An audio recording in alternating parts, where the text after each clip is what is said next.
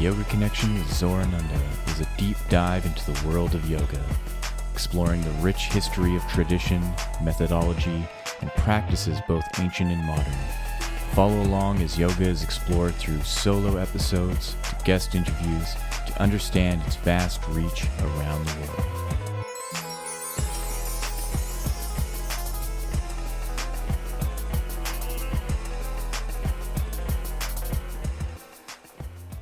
Hello and welcome to the Yoga Connection. My name is Zorananda, and today we are diving into the fifth limb of Ashtanga Yoga, Pratyahara. So this one is a tricky one because we are making our way into the non-physical territory of Ashtanga.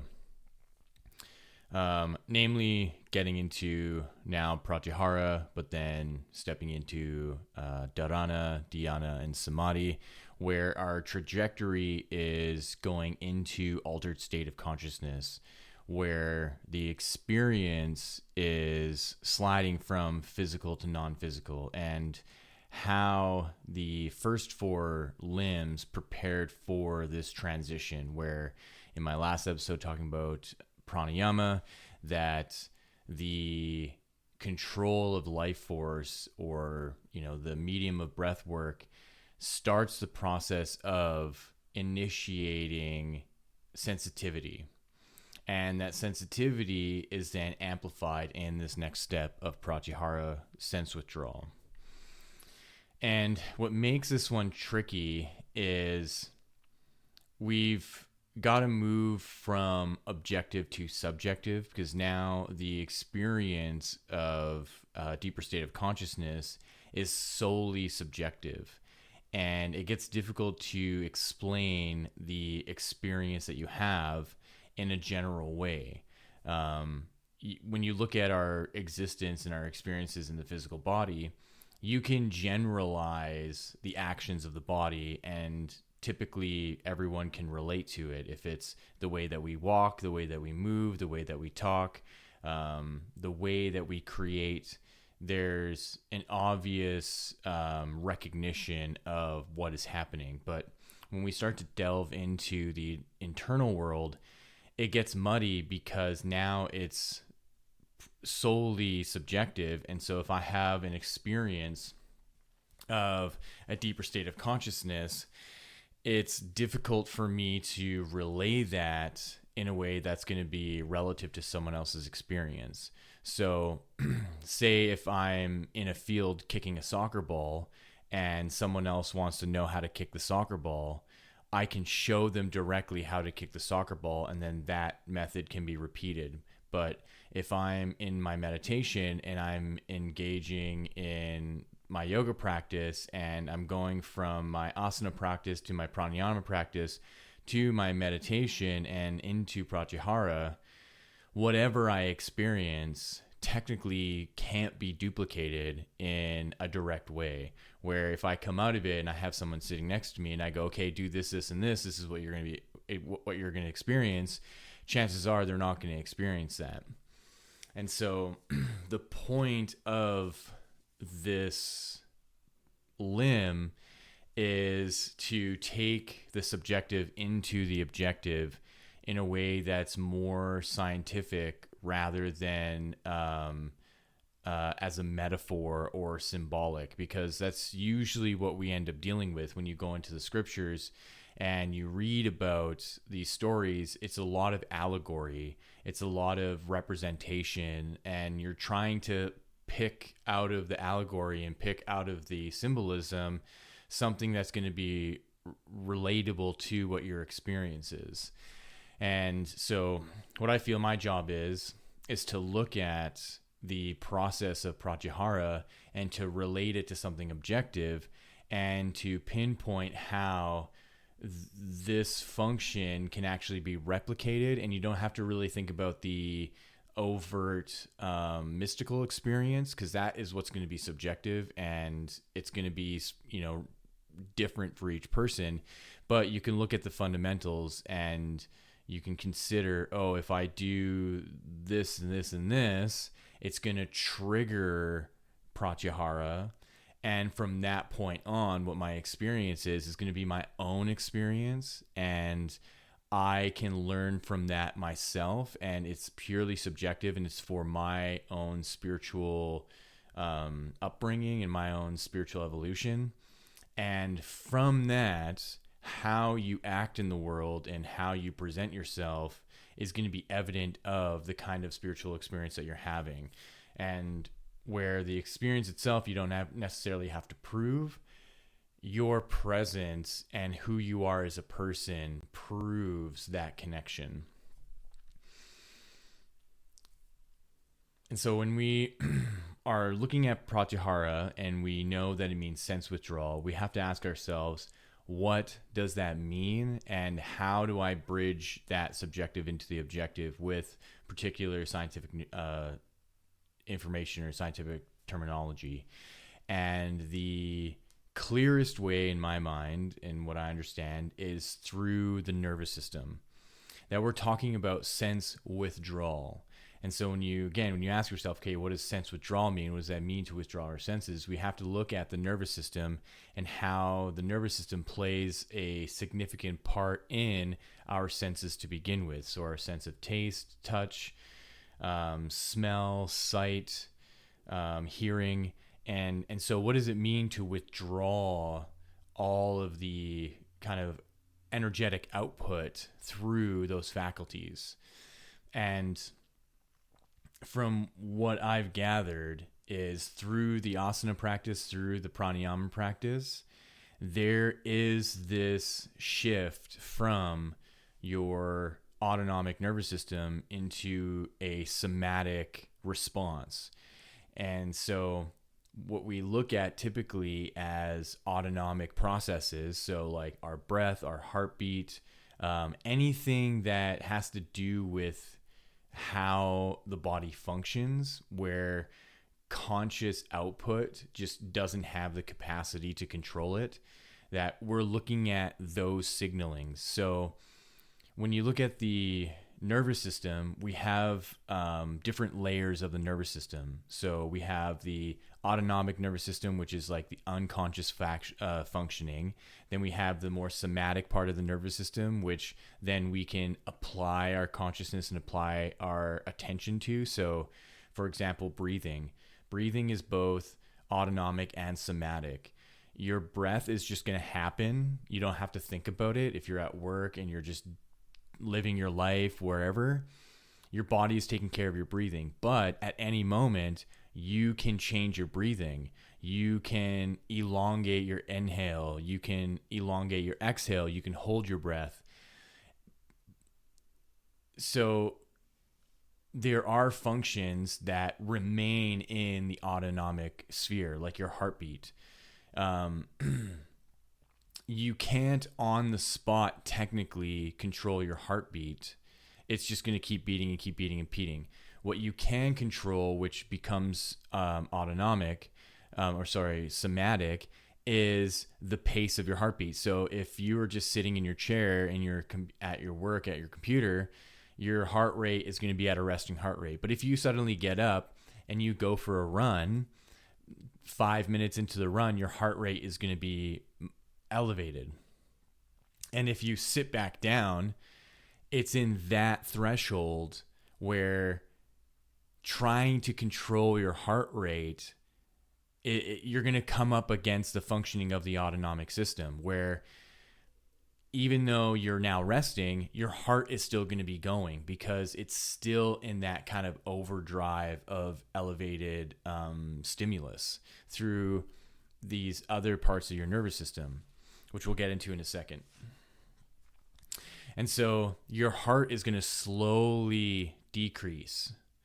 So what can you do to help facilitate your heart rate going back to resting? So it's all in the breath. Again, if you just let your body do its thing on its own, your breath is going to be irregular. You're going to be not hyperventilating, but you're going to be breathing quickly, and it's matching the elevated state of your heart rate, right? Because your heart is just pumping so hard that it's going to affect your breathing. But in that moment, you can control your breath. And even though your heart rate is going really, really quickly, you can breathe in deeply and slowly, exhale deeply and slowly.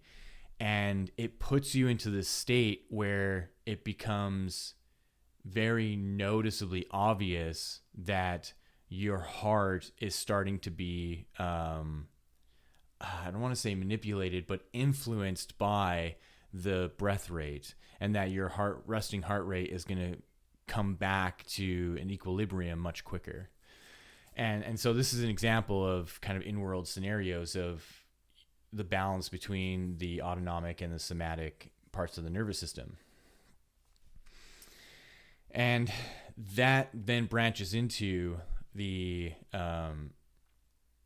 sympathetic nervous system and the parasympathetic nervous system. And so this is then how the autonomic and the somatic kind of work hand in hand. Now you have the sympathetic nervous system, which has to do with fight or flight, which we all know, and the parasympathetic, which has to do rest and digest. And so in the sympathetic nervous system, the autonomic nervous system is using that for your daily actions and how you're going about and the decisions that you're making, and your kind of conscious input to all that is relayed through this part of the nervous system that's going to regulate your endorphins. It's going to regulate serotonin and dopamine and adrenaline. And so say in that example, you're just in your chair working, your sympathetic nervous system is at like a basic level just to get the basic functions occurring. So typing on a keyboard, focusing, and you're at this resting heart rate, so you don't have high levels of cortisol, but maybe you have a little bit of cortisol because work is stressful. You're not really in flight or flight because you're just seated. But as soon as you get up and go for a run, suddenly your body goes, oh, we need to now shift and increase these other hormones and increase adrenaline, increase epinephrine, increase whatever to endure this new state of activity. And so then your sympathetic nervous system kind of kicks into gear, and it's much more pronounced and much more active than your parasympathetic nervous system. And so you come back and you sit down, your heart is beating, your body isn't still in this like overdrive of the sympathetic nervous system, and then your parasympathetic nervous system starts to kick in. And that's where it's going to help with the equilibrium. And say you are seated at your desk, your resting heart rate kicks in and you're no longer in this like elevated state. And then you decide to eat lunch. And right at that moment, you put food in your system and your sympathetic nervous system output goes down quite dramatically, and your parasympathetic goes up because now you're in rest and digest. Now the energy has to go from the limbs and to go into these other two nervous parts of the nervous system.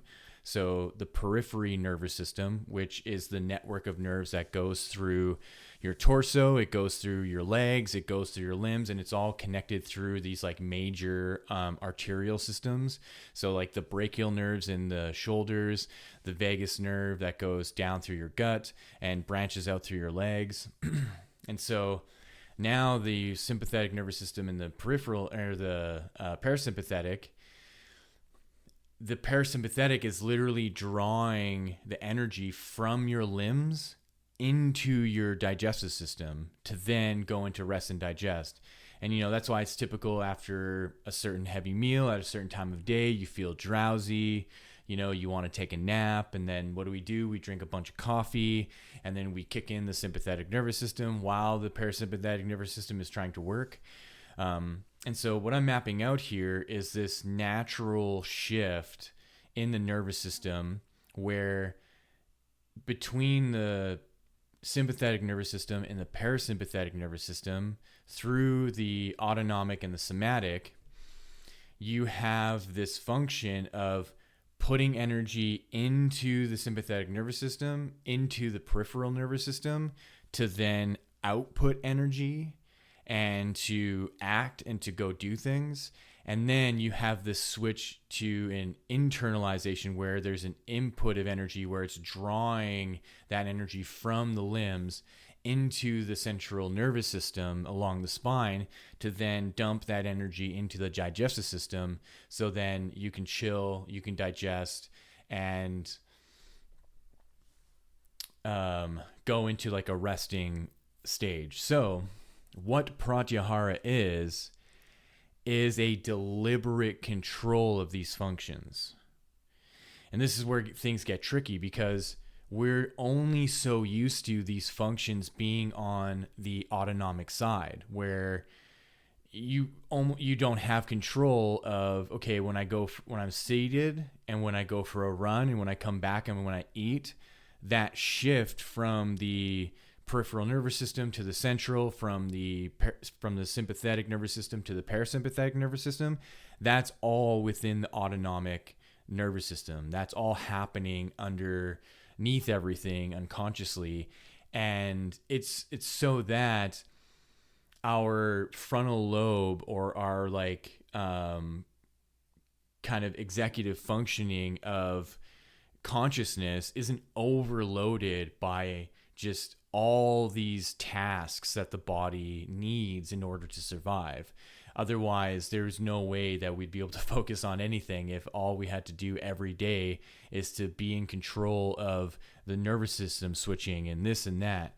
And I like to relate this with like the analogy of a car, right? When you sit into your car and you turn the ignition, you're not responsible for the entire operation of the engine. All you have to do is put the key in and turn the ignition, and then the whole car takes care of the motor and it takes care of the function itself. The only thing that you're in control of, that you need to be in control of, are the stick shift and the wheel and the gas pedal and the brake pedal to put the car in motion. And everything else is taken care of. The way that the motor works, the way that the transmission works, the way that all the gears work, the way that the tires work, all of that is taken care of. You just drive the vehicle. And it's very similar to the body. All we have to care for is driving the vehicle, is making sure that the body is going and doing everything internally is taken care of.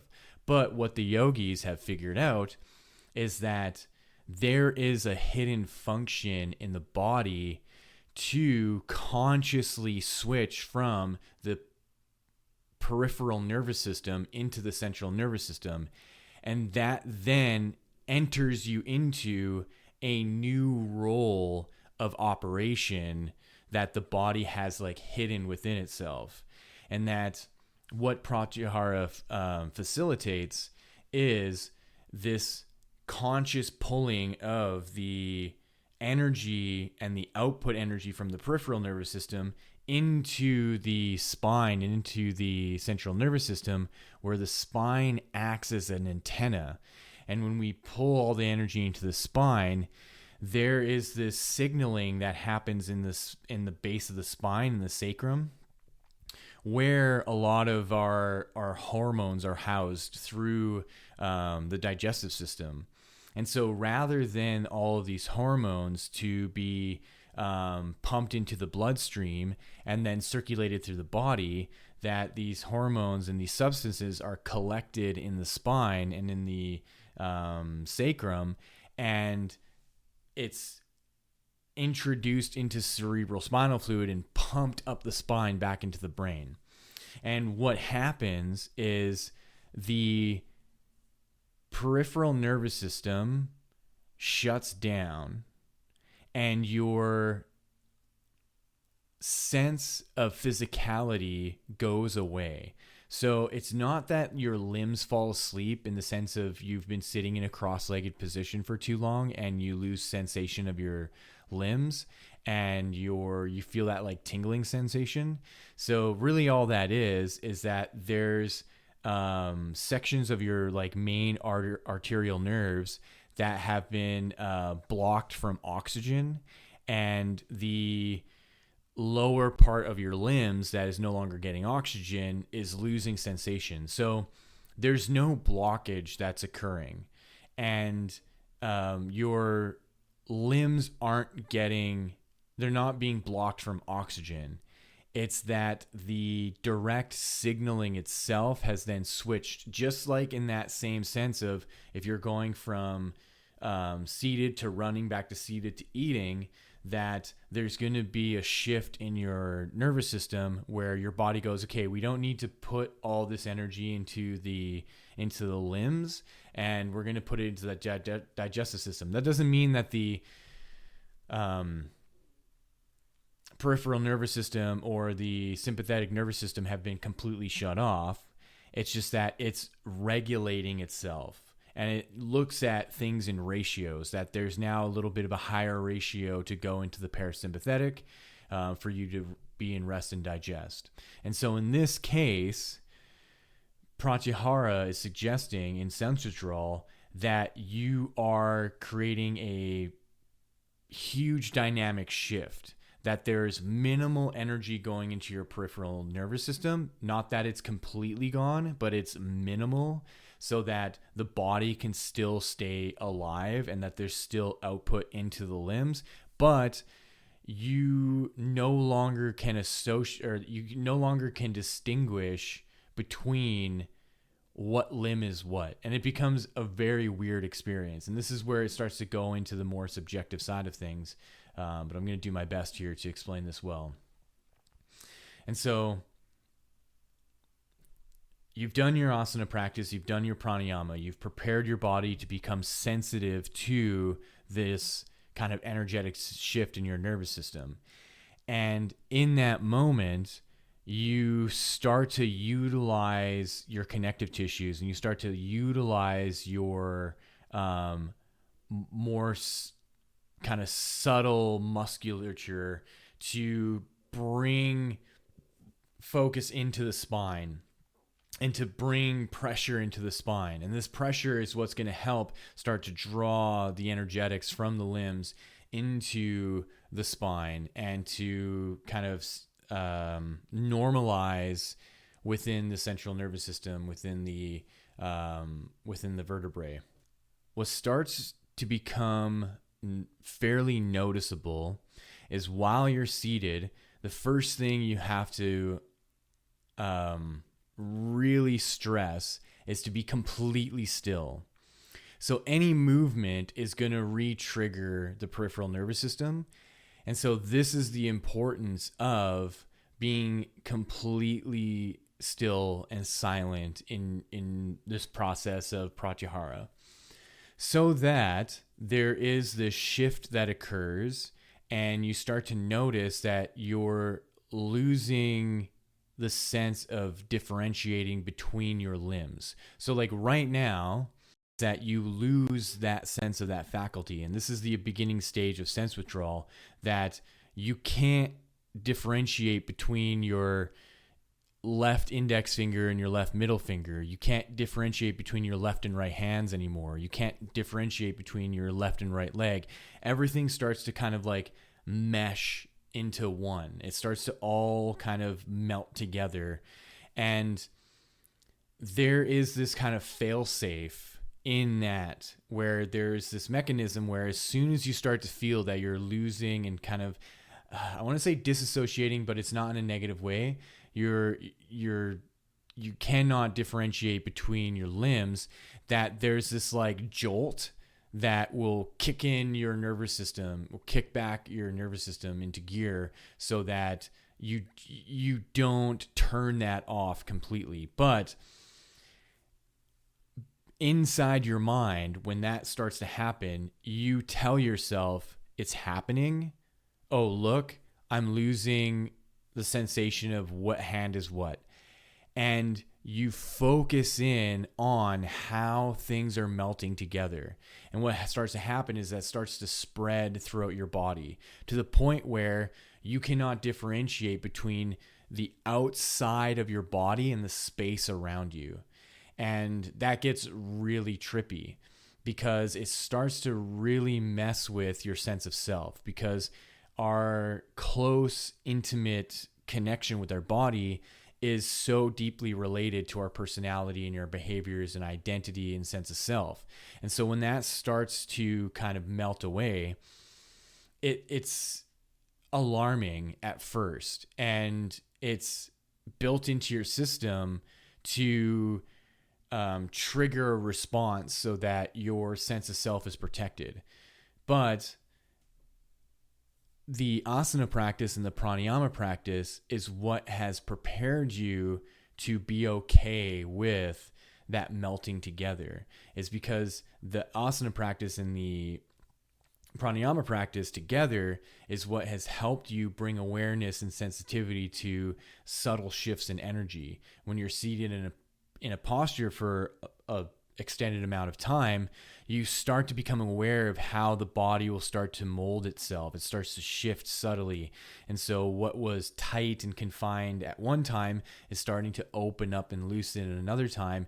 And you're watching that happen in real time through the patience of the practice and being seated in the posture, but then also the regulation of the breath. And then going into the more active breathing, where through the active pranayama and through the active breath work, you're starting to become sensitive to the switch in input and output of the nervous system, to the point where then you can be completely still and seated, and you can watch how the energy from your nervous system is being pulled into the spine, which then triggers this response of witnessing the melting of your sensations. And to the point where then everything being pulled into the spine, you start to witness that movement from the base of the spine up through the spine into the brain. And in that process, the heart notifies you a shift in function of the heart as well. That in the physical operation, it seems so mundane in that it's just pumping blood and it's just providing oxygen and it's providing nutrients to the body, and there's a sophistication to it, but it's fairly mundane in its operation, to now being something that houses a deeper level of consciousness. And that process of shutting down the body's nervous system and the peripheral nervous system to then bring this like concoction of hormones, which, and this is a whole other side rant that I want to get into in another episode, but our body houses a potent psychedelic called DMT, dimethyltryptamine. And dimethyltryptamine, in combination with all our other hormones, produces a very potent concoction that our brain uses all the time. And so there's this opportunity to utilize this concoction of hormones and psychedelic substances in a way that is almost novel to the body, where in our day-to-day operations, all those hormones are spread out through the body, through the circulatory system, and the DMT is actually broken down into tryptamines and is used as building blocks for other amino acids and other things throughout the body. So it actually serves a very useful and important purpose as a building block substance, but on its own is actually a very potent psychedelic. And if you haven't heard about DMT, I would suggest looking it up and getting some information about what effects that it has, because it's actually fairly profound and fairly powerful as a psychedelic by itself. But our body has this, and it can be utilized. And so this whole sequence of practice and this whole sequence of experience through the yoga practice is, in my opinion, in my experience and understanding and knowledge, to utilize the body in a particular way to collect these hormones and to collect this DMT in a particular package to then bring into the sacrum and use the now new control of your subtle fascia system and connective tissues to then bring that up through the spine into the head. And where it's in the brain that this concoction can be utilized in a whole new way. And to me, this is what I think enlightenment is. That enlightenment isn't this, it doesn't have to be so mysterious. It doesn't have to be this thing that's like unknown and unspoken about. It can be simply that enlightenment is a psychedelic experience of your own psychedelic compounds in your body. And that the way to do it is through utilizing these practices that helps change the function of your body, so that rather than operating in its autonomic way and unconsciously as we have been, that we can then take all of that, all the substances, and we can have a potent experience of having all of this, all these hormones and all of this DMT that then just like blasts our pineal gland and blasts our brain and fires our brain in a whole new way. Because in our day-to-day kind of waking life experience, the brain is operating in its autonomic function in regulating the brainwave states. And so when we look at our day of 24 hours, when we wake up, our brain is in a particular state, and it's typically in beta. And it fluctuates through alpha and beta throughout the day. And by the time melatonin kind of kicks in, we start to get tired, and then we are shifting from beta to alpha down to delta and theta and into deep sleep. And this cycle is what keeps us, I want to say, kind of balanced for the day in and day out operation that we exist in our life. And so what this yoga practice is then suggesting in my mind, and how I've kind of researched and understand this and experienced this, is that the faculties that are going to keep us in the day-to-day grind and in the beta wave state can be shifted so that all of that energy and all of those substances can then be packaged together and consciously and deliberately brought into the brain so that it can be all sparked together, and it's like a new kind of brainwave state is produced. And it's one that shifts us from being a particle to being a wave. And that's where things shift into what would be the next limbs, into dharana, dhyana, and samadhi. That we are no longer focused on the particle experience of our body, which is right now. We are existing as particles. This is our experience, and it's packaged together and it's held together in this physical form.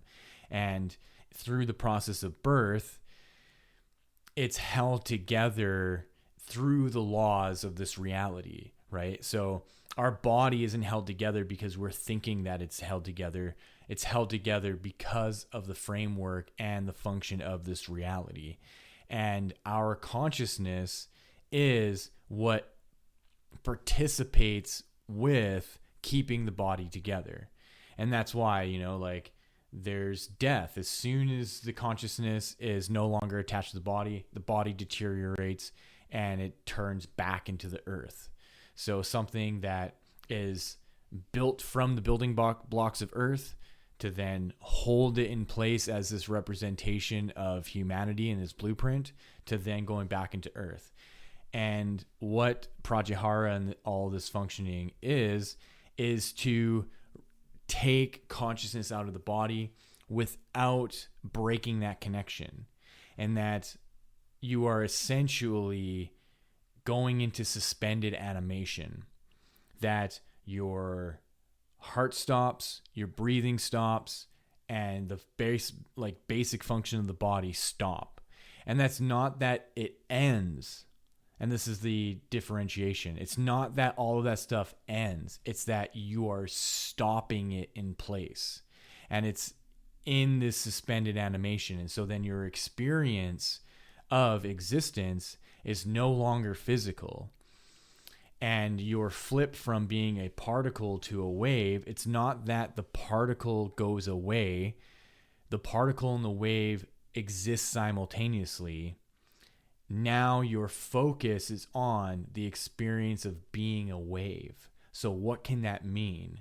What does it mean as a form of consciousness to go from being a particle that is in the shape of a human to then being a wave that's in the shape of what?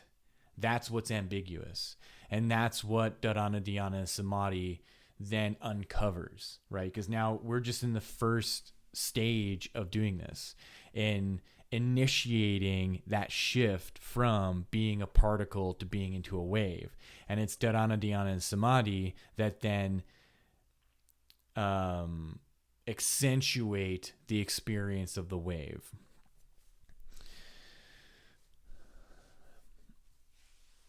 So now I want to switch gears a little bit because I want to get into what meditation is, because meditation conventionally is supposed to describe what Dharana, Dhyana, Samadhi is, but in my research, it's just the wrong word. And meditation doesn't actually properly describe the latter stages of Ashtanga Yoga.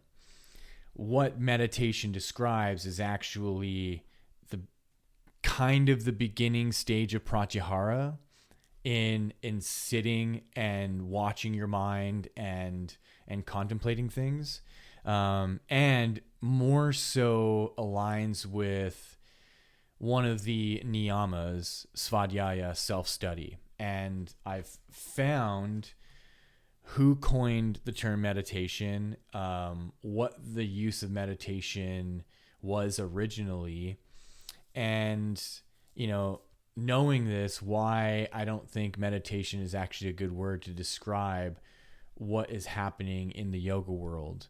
And so the term meditation was originally coined by a 12th century Carthusian monk, Jojo II. He is credited with formally defining meditation, which was originally termed meditatio. In my last episode, I said meditare, so I'm wrong about that. It's meditatio or meditatio. In his work called The Ladder of Monks, Scala Claustralium, he outlined a 4-step method: reading, meditation, prayer, contemplation, that defined Christian contemplative practice in the Western tradition, often mistakenly associated with the 13th century. So I think that's what I got wrong in my last one too. I said 13th century, but this is actually from 12th century, so around 1100s. So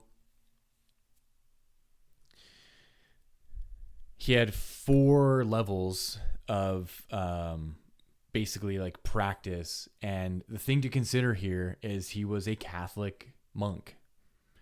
So this all pertains to the Bible and reading the Bible and living the life of a monk and being a Christian. And so his 4 ladders of monks, or his 4-stage ladders of monks, is reading, meditation, prayer, contemplation. So the Latin words lectio, meditatio, oratio, contemplatio. And so meditation here is also linked into pondering. And so in this context, Jojo defined meditatio as a diligent mental activity that carefully examines the hidden truths of a text using reason to investigate its meaning. This replaced the earlier Greek term theoria, which had been used for similar contemplative practices. So yes, the English word eventually derived from this Latin root via the old French word meditation.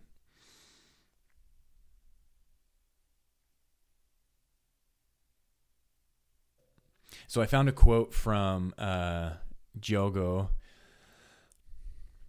about meditation, and he says, quote, "Meditation is the diligent action of the mind, investigating the knowledge of hidden truth by the guidance of reason." And so you have to that sounds great, but you have to realize that investigating the knowledge of hidden truth by the guidance of reason through the Bible. This isn't, it's not separate from his own religiosity. And so this is important because meditation as a word has been co-opted from being a more religious term that has to do with pondering, and that has to do with thinking, and it has to do with deriving like wisdom from knowledge from the Bible, to sitting down, quieting your mind, and going into another state of consciousness. And so I think what's important is this statement here. He outlined a 4-step method: reading, meditation, prior contemplation, that defined Christian contemplative practice in the Western tradition. And so what's happened is that we've taken a word that is a Western word, and we've taken a whole body of Eastern practices and just slapped meditation on top of it, when meditation actually has nothing to do with being seated in lotus position and going into sense withdrawal and going up and out into a whole other realm of existence. And so it's important to then differentiate between the two and to see that the terminology in the Eastern sense in doing this practice is much more accurate than meditation. And it's because of this kind of like misinformation that it ignorantly implies, right?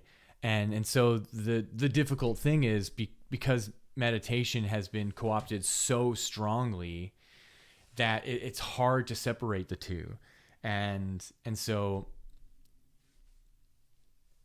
my purpose here is to suggest that looking at Ashtanga Yoga and looking at the limbs, seeing it as a science and seeing it as a protocol, that you can appreciate the terminology that's used to define the steps that you're taking. So in meditation, there's really no steps. So he has his like 4 steps for dealing with the Bible and dealing with God in reading, pondering, prayer, and contemplation. But this meditation has, just by itself, does not actually account for what is happening in Ashtanga Yoga in Pratyahara, Dharana, Dhyana, and Samadhi. And, you know, we'll get into that in the next episodes, because I'm focusing primarily on Pratyahara here. But I wanted to make that distinction because it's important as a practitioner that you're not muddying the waters in this, and that you can recognize that for whatever reason in the last century, the word meditation was co-opted by who. That's something that I'm going to have to dive into, and seeing like in the kind of like new age spiritual world, that at some point meditation was then used to bridge these two practices. And I would think that initially it's fairly innocently, it's like someone being like, oh, there's these practices that are happening in the East, and there's this thing that we have here. Maybe they're the same thing. In my suspicion, that it's more likely done to kind of ease the introduction of Eastern philosophies and Eastern practices into the West. That someone at some point, and I'm thinking that it has to do with like the occult sphere back in the 1800s and the early 1900s with like Madame Blavatsky and Charles Webster Leadbeater and several others, that they are wanting to make a name for themselves in being like these well-connected spiritual people through the practices that they found in the East. And they're writing books and they're wanting to be recognized, and they're saying, well, if I'm going to be talking about these things, I have to relate it to something. And then they relate it to meditation. And because meditation's already in the lexicon of the Western mind, then people who are not really happy with their religion can then make that switch, because they're going, oh, we've been doing a meditation and contemplating God. Then if I do these practices, it's the same thing. And then suddenly, you have these authors that are selling thousands of books because, they've co-opted the minds of the Western people to then adopt these like Eastern practices. And so for me, I think it's important now to then separate the two and to go, no. Meditation is pondering, and that's it. It's no deeper. There's no deeper thing about meditation. It's for the Western world, and it's for the pondering and the thinking about the knowledge of the Bible. When you're seated in your practice and you've done your asana practice, you've done your pranayama practice, you are now going into a noticeable shift in a state of consciousness. You are now entering dharana.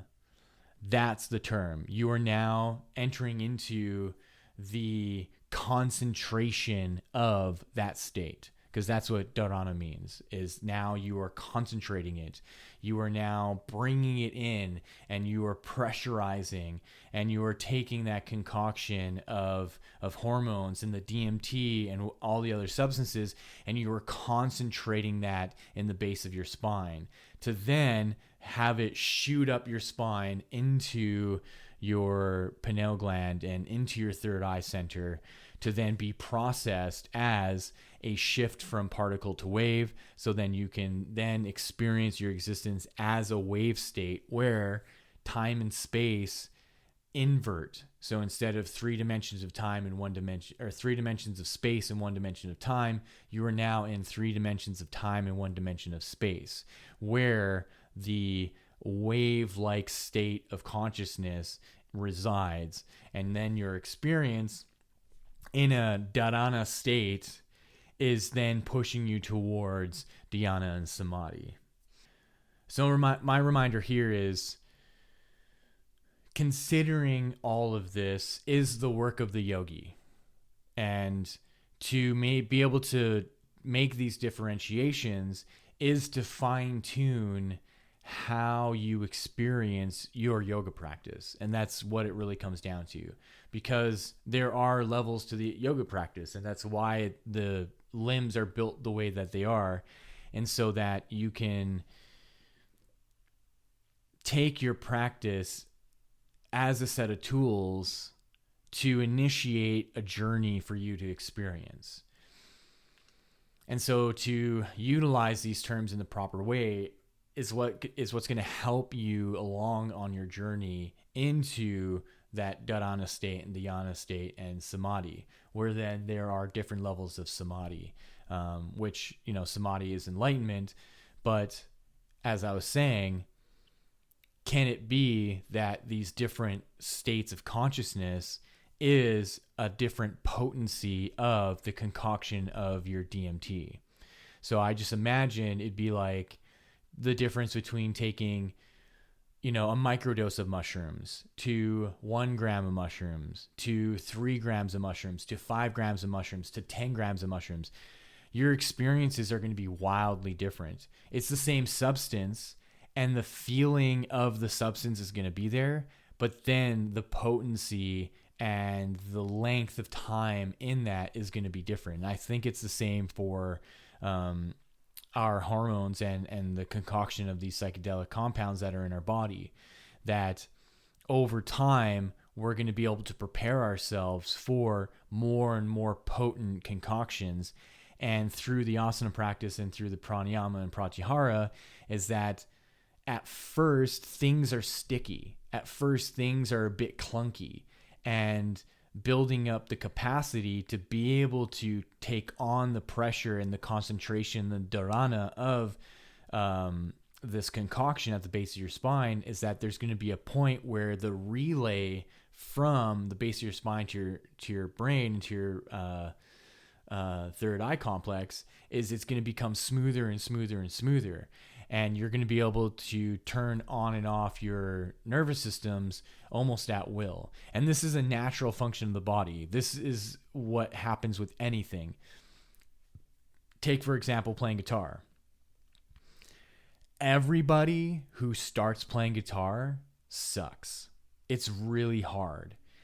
And the amount of work that's needed to build the muscle memory, build the dexterity, build the endurance is arduous. And you ask any guitarist, the first month of playing guitar is the worst. I've been playing guitar for like 25 years now, and my first 4 years sucked. It's a really hard instrument to get down, but over time, the more you practice, the better and better it gets. So say you're learning a song and it's your first month of playing guitar. It takes you an extended amount of time to learn that song, to not only be able to learn the notes, but then to play it in time with the song. And there's going to be a point where the first month of practice is hell. It's like painstaking. You get blisters on your fingers, you get cramps in your hands, your hand just doesn't want to really cooperate at all. You're trying to shift from one chord to the next chord, to this riff, to that chord, and your hand just doesn't want to do it. But then there's a point where in your muscle memory and in your neurology, where everything snaps into place, and suddenly you can play that whole song smoothly. Then fast forward to 10 years later, and you're able to learn any song within a day. And that's a very real thing. Even some complicated songs, that you've developed your skill to such a degree that now you can not only play any song front to back fully, there's also a process of learning how to improvise, that on the spot you can just improvise a song. You know the chords, you know the theory, you know the knowledge. And so now the process of playing the instrument is super smooth. You get from point A to point B really quickly, as opposed to the beginning where it's drawn out and it's arduous and there's all these hiccups and these roadblocks. It's no different than in the yoga practice. It's no different than in this process. That once you get good at Pratyahara, the connections are made and the pathway becomes clear. That what was once a jungle road is now a well-paved street. That at first you needed the machete to clear the path in the jungle. Then you needed to walk that path to establish the path. Then you make it wider. Then you pave the road. And then soon you can get from point A to point B in an instant. And this is what's described as, spontaneous mythical experiences or spontaneous enlightenments. That pathway has been paved through arduous work of practice and dedication and devotion, that suddenly you can get to that state immediately. And this is why usually like gurus and practitioners later in life, that they stop doing their asana practice and pranayama practice, because now all of that was built up and they don't need to do that work anymore. They can get to where they were wanting to go through what they were preparing for. Trying to digest all of this information can be a lot. And that's why I suggest emailing me, sending me messages, asking me questions. I have no problem answering any questions. You can email me on my website at zorananda.com. You can message me on Instagram. But I think with Instagram, you have to follow me first. If you're not following me and you send me a message, I'm not going to get it. So you have to follow me first and then send me a message, and then it's going to show up in my general folder, where then I'll be able to see it. I'll be able to answer your questions. Because at this point, it's a lot to consider. We are now working with a new way of functioning as a human being that has secretly been known through the thousands of years. This is something that the yogis have known for so long, and it's just recently come out into the wide world, just in the last like less than 200 years. You know, as I've spoken about in my asana 4-part series about the waves of yoga, that, you know, prior to Swami Vivekananda and Paramahansa Yogananda coming to North America, none of this was known. And really, even in the late 1700s and the 1800s, you know, what was known through the European occultists was still also vague. Like, they had to put pieces together from little texts and stuff that they found, that was kind of more common knowledge to the people in India. And even then, a large portion of Indians also didn't know this stuff. You know, like a lot of this stuff was held very secretive because of its implications, because of what kind of powers can be developed, because you are interacting with something that has a potency of influence that just like a common person doesn't really have access to. And that opens up to these whole new worlds of experience. And suddenly you get introduced to something like Hiranyaloka. And Hiranyaloka is this realm that exists at the peak of the Satya Yuga. So, and this is explained in the autobiography of a yogi, when his guru, it's like there's a chapter I think called The Reincarnation of My Guru, and or the resurrection. I think it's the resurrection of my guru, where Shri Yukteswar comes to him in a vision and basically gives him the lowdown of the astral planes, and how there's this one place called Hiranyaloka where all of the ascended masters go to, and access to this realm is through the Satya Yuga.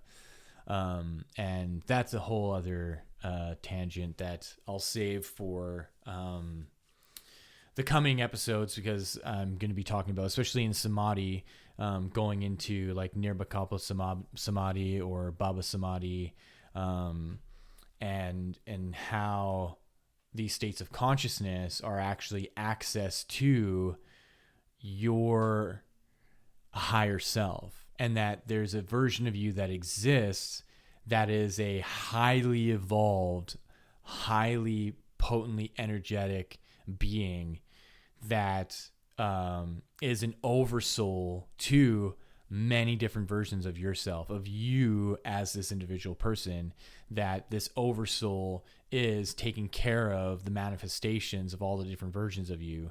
And it's kind of your job to remember that your purpose here, aside from all your personal purposes, that your kind of like base purpose is to remember that you are part of a higher consciousness that is an oversoul to all the different versions of you, and everybody has that, and that everybody has access to these oversouls, and these oversouls overlap with each other.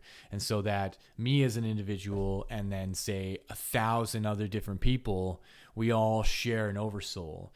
And this is where you get like doppelgangers and the likeness of people, and so on and so forth. But look at that. I got to my 1 hour mark. I was thinking that I may not be able to do that in this episode, because the more we get into the subtle aspects of these practices, the harder and harder it gets to really explain these things. But I think this episode was a really good one, and I think I hit all the topics that I needed to hit. And so I will leave it at that. Links to things in the description if you want to check out my website. Right now it's just my music, but if you need to email me and you need to ask me questions, you can do it through my website. And likewise with my Instagram, Yogi Zorananda. Again, follow my page, then send me a message. Otherwise, I'm not going to get the message if you're not following me. I have links to my teacher's website and some practices. I'll keep the pranayama practices there, and links to my music. So go please check out all my music on Spotify or on YouTube or anywhere else you stream music. The intro music and the outro music are done by my music producer, John Atonic.